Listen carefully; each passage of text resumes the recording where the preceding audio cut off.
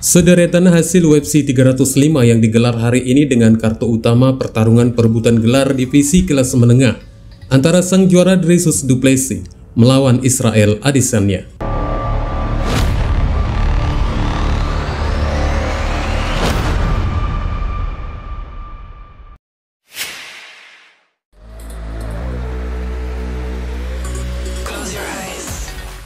Jing Liang dengan rekor 19 kemenangan dan 8 kekalahan kembali beraksi setelah masa istirahat terlama dalam karir profesionalnya yang dimulai pada tahun 2007.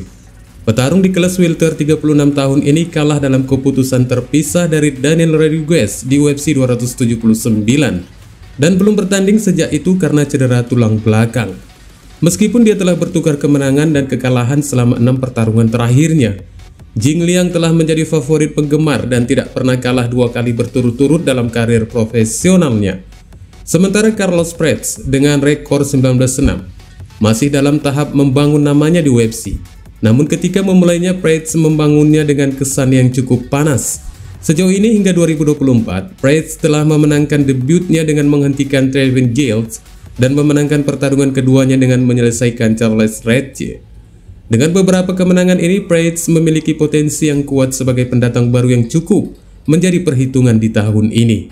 Dan sekali lagi, Prates kembali merayakan ulang tahunnya setelah melewati ujian terberat dalam karirnya sejauh ini dengan berhasil mengalahkan Li Jing Liang dengan kemenangan KO di ronde kedua 4 menit setelah ronde tersebut berlangsung. Kemenangannya ini telah terlihat sejak ronde pertama dengan banyak mengeluarkan pukulan-pukulan keras. Selain itu, permainan Prates cukup disiplin dengan tidak terburu-buru meski terus melancarkan serangan hingga akhirnya menemukan satu kombinasi pukulan untuk kembali menggoyahkan Jing Liang dan diakhiri dengan satu pukulan keras yang membuat petarung Cina itu tersungkur ke kanvas. Dengan kemenangannya ini, Prates memperpanjang rekor untuk 10 kemenangan beruntun. Di sisi lain, Jing Liang gagal kembali ke jalur kemenangan setelah absen paling lama dalam karir profesionalnya.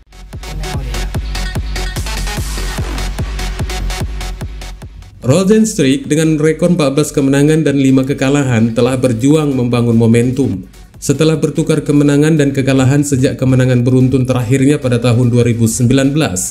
Namun petarung 36 tahun ini memasuki pertarungannya setelah menang TKO atas Shamil Gaziev pada bulan Maret lalu. Dari bentuk kemenangan yang terakhir dengan hasil TKO ini mungkin menjadi pertanda baik, mengingat lawannya hari ini Tai Tuivasa telah dihentikan oleh sejumlah lawannya dalam 4 pertarungan beruntun. Bagi Tuivasa yang masih berusia 31 tahun, sekarang bisa jadi atau tidak sama sekali. Mengingat kekalahan 4 kali secara beruntun, biasanya menjadi pertanda akan sulitnya untuk bangkit kembali. Tuivasa terakhir kali memenangkan pertarungannya di UFC 271. Kemenangan terakhirnya dari 5 kemenangan beruntun. Dan kini Tuivasa kembali menelan kekalahan setelah Jairzinho Rozenstruik berhasil meraih kemenangan dengan keputusan terpisah 29-28, 27-30, 30-27. Pertarungan berlangsung sengit dengan banyak serangan dari jarak jauh dan aksi terbesar terjadi di ronde kedua saat kedua petarung mendaratkan pukulan keras. Tuivasa berlumuran darah dan mencoba menjatuhkan Rozenstruik di detik-detik terakhir, namun hasilnya masih gagal. Dengan kekalahan tersebut, Tuivasa mengalami kekalahan beruntun dalam 5 pertarungan. Karirnya di UFC tidak menentu dengan 3 kemenangan diikuti 3 kekalahan, lalu 5 kemenangan diikuti 5 kekalahan.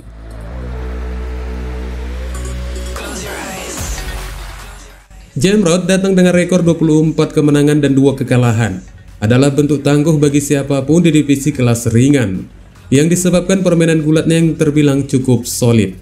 Pemenang dari 3 pertarungan terakhirnya ini akan kembali mencoba untuk mencari jalan menuju kesempatan meraih gelar di salah satu divisi UFC yang paling menumpuk. Dia memulai tahunnya dengan keputusan mutlak atas mantan juara Rafael dos Anjos di UFC 299 dan berusaha untuk menjaga momentum melawan seorang striker yang cukup menghibur. Sementara Hooker dengan rekor 23 kemenangan dan 12 kekalahan selalu muncul siap untuk bertarung dengan siapapun. Striker jangkung asal Australia ini telah terlibat dalam banyak pertarungan yang menarik, dan apakah dia menang atau kalah, para penggemarnya mungkin akan masih terasa cukup puas. Hooker datang ke pertandingan ini sebagai pemenang dari 2 pertandingan terakhirnya setelah menghentikan Claudio Puelles dan unggul dalam keputusan split atas Jalin Tuna. Dan di UFC 305, Hooker kembali meraih kemenangannya dengan berhasil mengalahkan Matthews Gamrot melalui keputusan terpisah 29-28 dikali 2 dan 28-29. Kedua petarung ini masing-masing menunjukkan kekuatan mereka. Meski Gamrot mampu lebih dulu mengejutkan Hooker di awal pertandingan dengan kombinasi pukulan cepat, namun beberapa saat kemudian Gamrot membawa pertarungan ke gayanya sendiri. Dengan waktu tersisa 5 menit dan pertarungan tampaknya akan segera berakhir, Hooker berhasil menggagalkan takedown awal dan memimpin pertarungan serangan. Di antara upaya takedown, Gamrot berhasil mendaratkan beberapa serangan, namun sebagian besar kalah dalam pertukaran serangan terakhir. Dan akhirnya, kemenangan tipis diberikan Dewan Juri kepada Dan Hooker untuk kemenangan ketiganya secara beruntun, yang kini hampir masuk dalam 5 besar di divisi kelas ringan.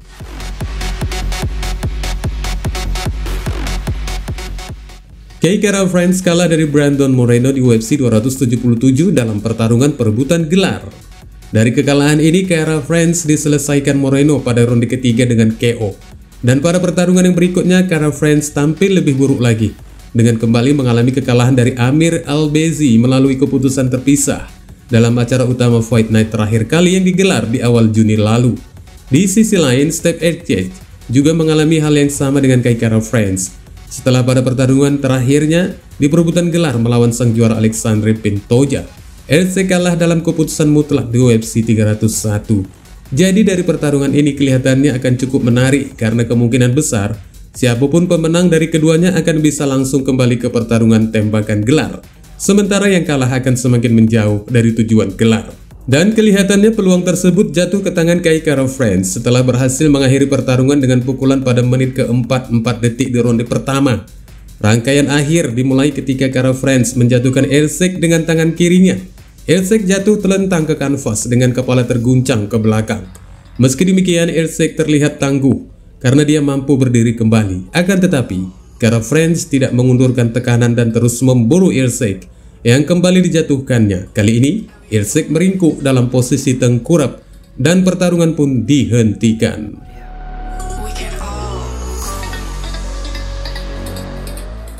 Dua petarung yang saat ini salah satunya sebagai juara divisi kelas menengah dan yang satunya merupakan mantan pemegang gelar sebelumnya. Selain itu, dari pasangan ini juga telah terlibat dalam beberapa percakapan dengan kesan yang memanas, di mana situasi mereka tersebut terkadang bersumber dari benua negara mereka.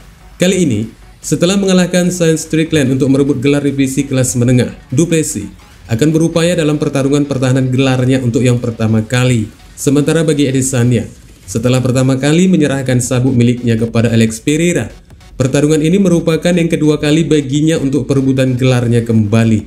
Dari semua prediksi yang berkembang sebelum pertarungan mereka ini digelar hari ini, kesemuanya didominasi dengan hasil 50-50. Mengingat dari bentuk permainan mereka yang tidak banyak memiliki perbedaan.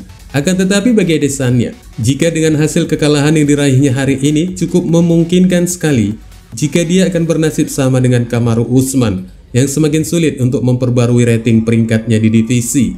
Dan kelihatannya itu akan terjadi setelah Adesanya berhasil dikalahkan sang juara Dricus Du Plessis di ronde ketiga menit ketiga 38 detik untuk mempertahankan gelarnya melalui satu aksi submission rear naked choke.